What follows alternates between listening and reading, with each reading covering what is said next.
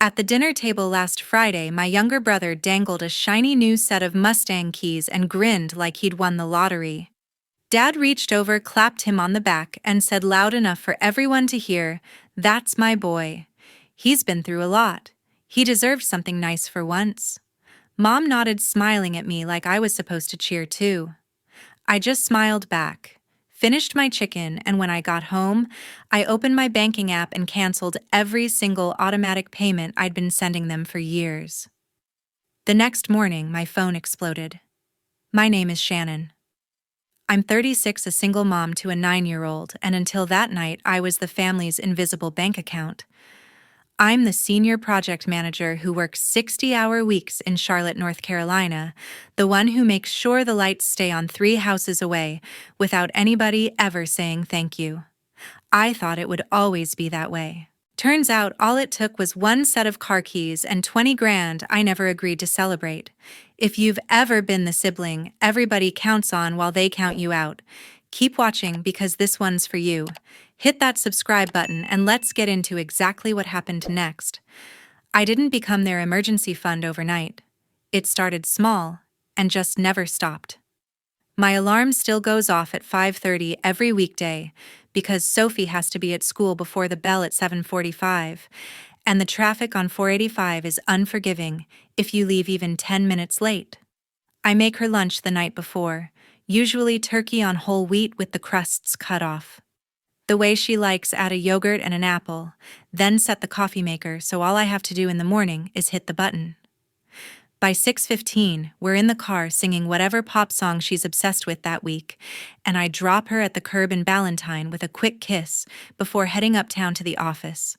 Senior project manager sounds impressive on paper, but most days it means back-to-back teams, calls reviewing submittals and making sure concrete pours don't get delayed because somebody forgot permits again. The money started leaving my account the same way every first of the month. Mom would Zelle me from her phone while Dad was at his part-time warehouse job, always $1,600 with the memo house help. "Don't say anything to your father." She swore he'd hand it straight to Dylan if he knew, and I believed her because I'd seen it happen with smaller amounts. That transfer covered whatever gap the mortgage had after Dad's pension check and Mom's Social Security. I never asked for receipts.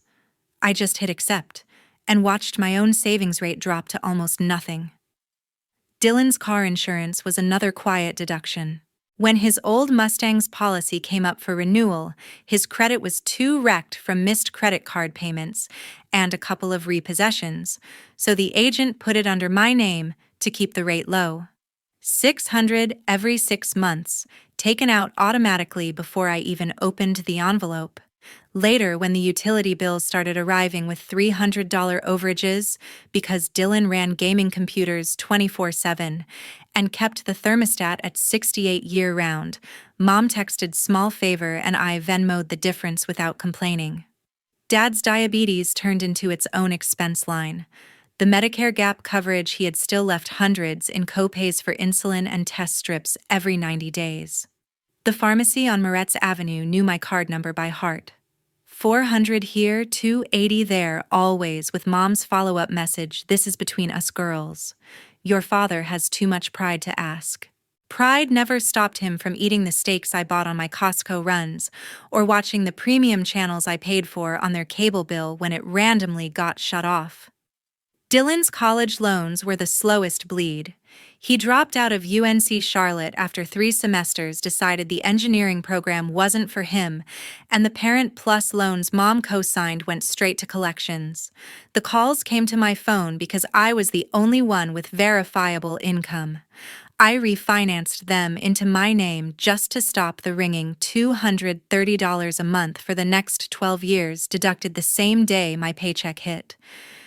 Weekends belonged to overtime and errands. If a job site needed weekend supervision for a crane lift or a concrete pour that couldn't wait until Monday, I took the shift, because time and a half meant I could cover the next surprise bill. After work, I'd swing by the grocery store, fill 2 carts instead of 1, drop the extra bags on Mom's porch, with a text, "Left something for y'all," and head home to start laundry and help Sophie with whatever school project was due Monday. Saturday morning started with 53 missed calls by 9. I was scraping burnt edges off Sophie's toast when the screen lit up again, Dylan's name flashing like a warning light. I let it ring while I poured juice, wiped her hands, and walked her to the door for the carpool mom who owed me a favor. By the time I got back inside and finally picked up the phone, the count had climbed past 90. Dylan. Mom, Dad, Dylan, again, unknown numbers from area codes I recognized as South Charlotte. The voicemails were already stacking. Dylan's first 3 were pure venom. "You think this is a game? Shannon, my insurance got canceled while I was on the highway. Fix it." The next one came 30 seconds later. "Dealership just called. They're putting a hold on the registration until proof of coverage. You want me to lose the car too?" Then the threats started. "I'm coming over. You can't hide in that apartment forever. I never heard an engine in my parking lot." He knew the complex had cameras on every entrance and a security patrol that actually showed up. Mom tried next calling from the landline because I'd already blocked her cell. When I didn't answer, she switched to FaceTime. I let it ring out twice, then accepted on the third because Sophie was gone, and I was tired of pretending I couldn't see her name. She was in the kitchen, same yellow curtains behind her eyes, swollen like she'd been crying since dawn. "Your father's shaking?" she whispered. Turning the camera to Dad, slumped at the table, head in his hands. "The power company left a door hanger. Disconnect Monday if not paid in full. Please, honey. Whatever this is, we can fix it." She zoomed in on the red notice like I needed proof. I stayed silent. She ended with, "You're breaking your mother's heart," and hung up. Dad waited until almost noon to leave his message. 7 minutes and 11 seconds, one long take. "I raised you better than this," he began, voice gravelly from the cigarettes he swore he quit. "Put you through college, kept a roof over your head when you got pregnant at 22, never asked for a cent. And now, you cut us off over a car, a gift for your brother who's had it rough." He listed every sacrifice he could remember, some real, some exaggerated, then circled back to the same line about ungrateful daughters and burning bridges. The message ended with a cough and the click of the receiver. By 1 o'clock, the relatives had mobilized. Aunt Bridget, Mom's older sister who still writes letters on stationery, sent a text with a prayer emoji chain and, "Call your mother? This isn't right." Uncle Frank left a voicemail pretending he was just checking in, then slipped in. "Heard there's some trouble at home, kiddo. Family sticks together." Cousin Travis, who I haven't seen since he was 12, messaged a meme of Jesus carrying a cross with the caption, "No greater love than laying down your life for your family." Even my old coworker Jenna, who Mom apparently found through LinkedIn, sent hope. "Everything's okay with your parents. Let me know if you need anything." I read them all in the grocery store parking lot, phone on silent, cart half full of things only Sophie and I eat now. The pharmacy called at 2:30. Dad's 90-day insulin supply was ready, but the card on file had been declined. The automated system asked if I wanted to update payment information. Mom must have given them my number years ago as backup. I pressed 0 for operator, told the pharmacist to remove my information from the account, and hung up. 10 minutes later, Mom forwarded their text with a string of crying emojis and, "He can't miss doses." Dylan switched to the family group chat at 3, the one still named O'Connor Clan, with a photo from 2015. He posted a screenshot of the insurance cancellation email highlighted in red and wrote, "Thanks to my loving sister, Dad might not make it to Christmas." Then he added a second screenshot of the power company notice taped to the front door. The replies came fast: cousins with shocked face emojis, Aunt Bridget quoting scripture again, Uncle Frank saying, "This needs to stop." I left the chat without a word. The little notification bubble disappeared. By 4, I'd turned on Do Not Disturb for everyone except Sophie's school and my work emergency line. The phone still vibrated every few minutes, a dull thud against the coffee table. I took Sophie to the indoor playground at the mall when she got home, let her burn energy on the slides, while I sat with a cold coffee and watched the screen light up from across the table. 72 new messages. I didn't open a single one. That night, I cooked only 2 chicken breasts instead of 5, only 1 pot of rice, no extra vegetables to portion out for drop-offs. The kitchen stayed clean. The leftovers fit in 1 small container. We ate at the table with the TV off, just the sound of forks, and Sophie telling me about her day. When she asked why the phone kept buzzing earlier, I told her it was work stuff. She accepted it and asked for seconds of broccoli, the same kid who used to cry at the sight of green. I did dishes while she took her bath, then tucked her in with the new bedtime story we'd started 1 chapter a night. The apartment was quiet enough to hear the hum of the fridge and the occasional car passing outside. No pings about low balances, no calendar alerts to transfer before late fees, no guilt texts disguised as check-ins. Just quiet. Later, lying in bed with the lights off, I opened the banking app one last time and scrolled through the transaction history. Years of outgoing arrows, steady and relentless. I closed the app, set the phone face down, and slept straight through until morning for the first time in longer than I could remember. I stopped counting the total years ago. The banking app did it for me every time I scrolled back a long column of outgoing arrows that added up to more than I'd ever saved for Sophie's college or my own retirement.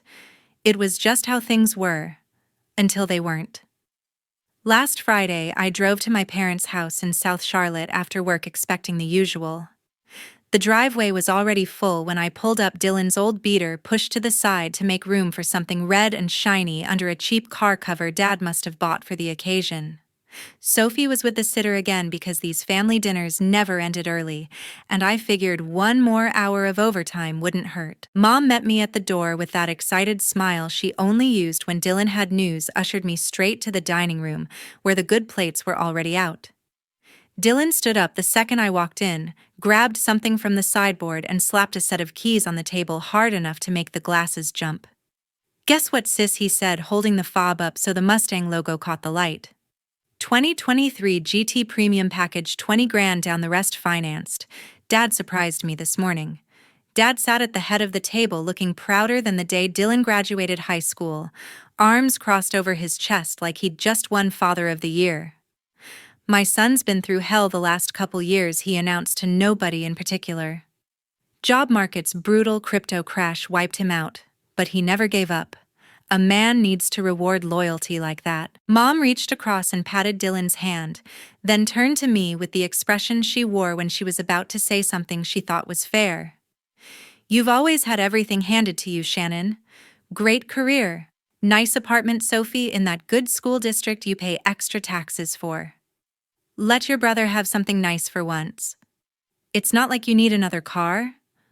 I stood there holding the casserole I'd brought because showing up empty-handed wasn't an option, feeling the weight of every transfer I'd made over the years settle in my stomach. 20 grand didn't appear out of thin air.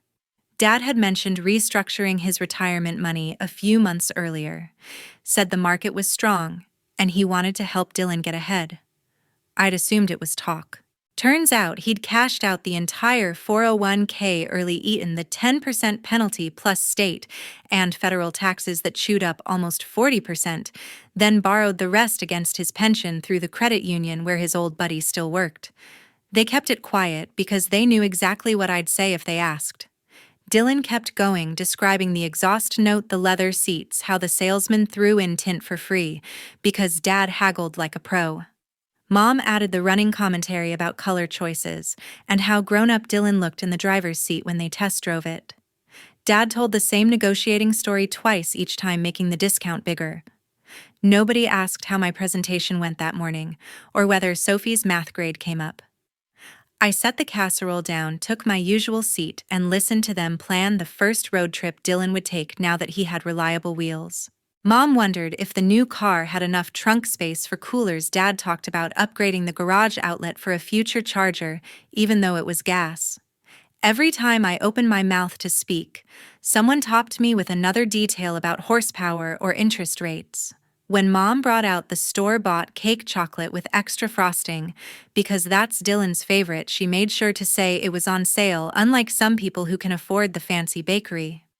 Dad raised his glass of sweet tea and toasted to new chapters and family sticking together no matter what. I raised mine too, smiled the same smile I'd been practicing since I was 25, and tasted absolutely nothing. By the time I said goodnight and walked back to my car, the red Mustang sat uncovered in the driveway like a trophy. I sat behind the wheel for a long minute, engine off, staring at the dashboard lights. Then I opened the banking app and started removing every automatic payment I'd set up for them. Mortgage supplement first, then Dylan's insurance, Dad's pharmacy card, the utility overage account, all of them. The confirmations popped up one after another until the recurring list was empty.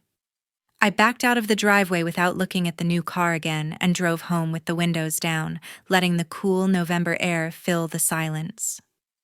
The first week was loud. The next 3 were calculated.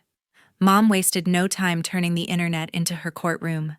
By Tuesday, she had swapped her profile picture for a faded family photo from Sophie's 4th birthday, the one where I'm holding her on my hip while Dylan pulls a face behind us. The caption read, "Miss the days when family meant everything." Within hours, the comments filled with heart emojis from women she sang with in choir 20 years ago. She replied to every single one, typing "just praying for broken hearts to heal," until the thread looked like a support group. Dylan went darker. He created 6 burner accounts and flooded every Charlotte buy-sell group with posts tagging my work Instagram. One said, "When your sister clears $200K but lets her diabetic dad choose between insulin and rent." Another was a screenshot of Dad's old hospital bracelet with the caption, "This is what no contact looks like." He even started a poll in a South Charlotte moms group asking if cutting off parents over one car made someone a bad person. The votes leaned hard in his favor because nobody knew the full story. The parking lot confrontation happened on a rainy Thursday. I walked out at 6:40 carrying blueprints for a Monday presentation, and there was Dylan parked across 2 spaces in the new Mustang Hazards, blinking. He got out the second he saw me, phone already recording. "Tell everyone how you're letting Grandpa die because you're mad about a car," he shouted loud enough for the afterwork crowd to turn.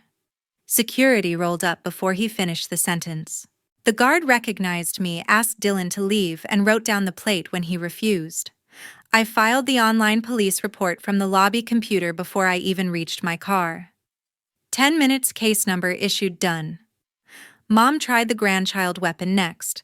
A package showed up on my doorstep addressed to Sophie in Grandma's handwriting, a glitter backpack, colored pencils, and a card that said, "We think about you every day and hope Mommy changes her mind soon."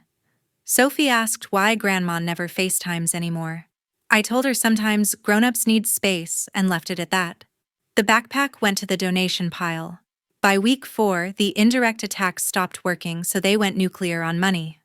Dylan posted my Venmo username in a public thread, asking people to help a struggling single brother whose sister forgot family. Random strangers sent me $1 requests with notes like "karma" or "shame on you." Mom emailed my work address from a new Gmail account with the subject "finally" for Sophie.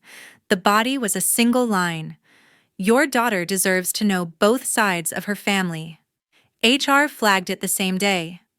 I scheduled one final action that Sunday night after Sophie fell asleep. I opened the laptop, logged into every shared account I still had access to from the old days, and removed myself completely. Streaming services, warehouse club membership, even the stupid roadside assistance Dad added me to years ago. Then I wrote the last message I ever planned to send, addressed to Mom, Dad, and Dylan from an email they'd never seen. No anger, no list this time, just 8 words. "This is permanent. Do not contact us again." I hit send, blocked the addresses, and shut the computer. The quiet that followed wasn't empty. It was full, like the first deep breath after surfacing from water you didn't realize was drowning you. They still thought the house was their safety net. The story behind the deed goes back to the spring of 2020 when everything collapsed at once. Dad's warehouse cut hours to almost nothing because of the shutdowns. Mom closed her in-home daycare for months, and the hospital bills from Dad's week-long stay with diabetic ketoacidosis landed the same day the bank mailed the final foreclosure warning. 3 payments behind, late fees compounding credit destroyed. The auction date was set for the end of June. I was the only one still getting a steady paycheck. Construction never stopped even when the world did. I had decent credit, a solid debt-to-income ratio, and enough in my savings to cover the arrears plus closing costs. I contacted the bank directly, made an offer they accepted the same day, and bought the house at the foreclosure sale for what they were owed. Title transferred to Shannon O'Connor in August 2020, 100% in my name. Mom and Dad signed every document acknowledging they were staying rent-free until they got back on their feet.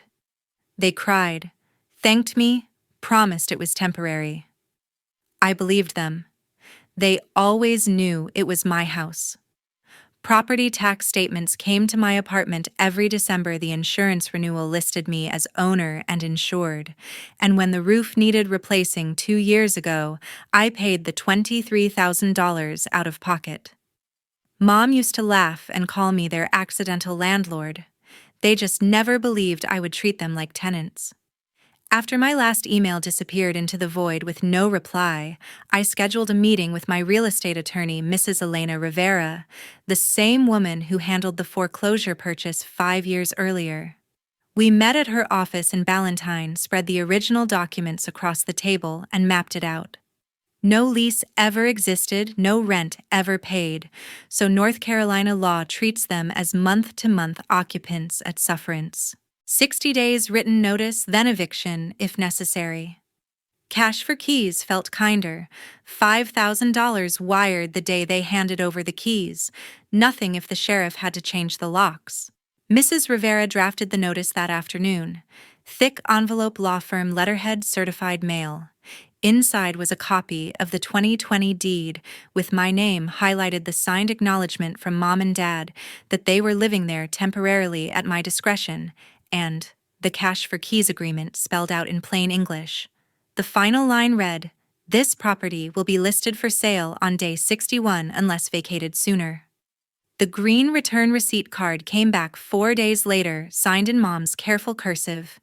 No phone call, no text, no dramatic scene.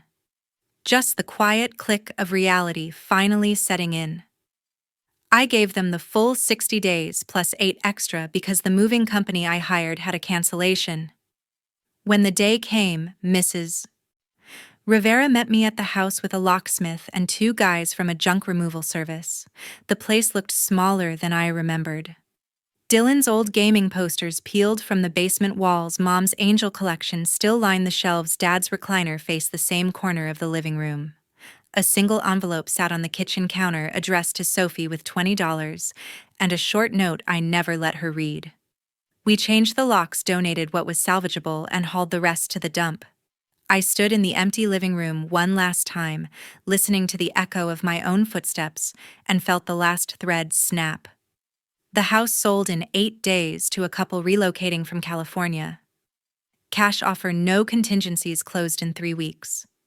The check hit my account the same day I paid off the last of Sophie's therapy copays from the year before. Some doors have to stay closed forever. That one did. 6 months later, I took the Park Road exit out of habit and kept driving. The old street looked exactly the same from the outside, same oaks lining the curb, same mailboxes on posts, but the house already belonged to someone else. A young family had closed 2 weeks earlier, paid cash above asking, and the realtor told me they were expecting their first baby in spring. Fresh mulch in the beds, new welcome mat, kids' bikes in the driveway that weren't Sophie's. I slowed down just long enough to see the navy door in the flower boxes, then kept going. Whatever ghosts used to live there were gone. Mom and Dad moved into a 1-bedroom unit off Arrowwood, the kind of complex where the parking lot is always half full of work trucks, and the mailboxes are dented from years of careless delivery drivers. Rent eats most of Dad's pension now, so he picked up night security at a strip mall in Pineville, the job that starts when the stores close and ends when the sun comes up. He wears a uniform 2 sizes too big and sits in a golf cart checking doors. Mom finally qualified for county mental health services and sees a counselor every Thursday. The medication helps her sleep, or at least that's what the automatic refill alerts used to say, before I removed my card from every pharmacy account in the city. Dylan's Mustang lasted 91 days. The bank repossessed it while he was on a smoke break at the warehouse, towed it right out of the employee lot. He works the graveyard sort at the Amazon Fulfillment Center off Harris Corners Parkway, now 12-hour shifts scanning boxes until his feet swell. The studio he rents near the airport has a futon, a gaming chair, and a mini fridge that hums loud enough to drown out the planes. His credit is wrecked for the next 7 years at least, so buses and ride shares are his new normal. Sometimes I see the light rail pass my office window and wonder if he's on it, headphones in, staring at nothing. My own life moved forward faster than I expected. The promotion to director came with a corner office, a real assistant, and a salary that finally let me breathe. Sophie switched to the charter school in South Park, the one with the STEM labs and the soccer fields that don't flood when it rains. She made the premier travel team and spends weekends at tournaments instead of birthday parties.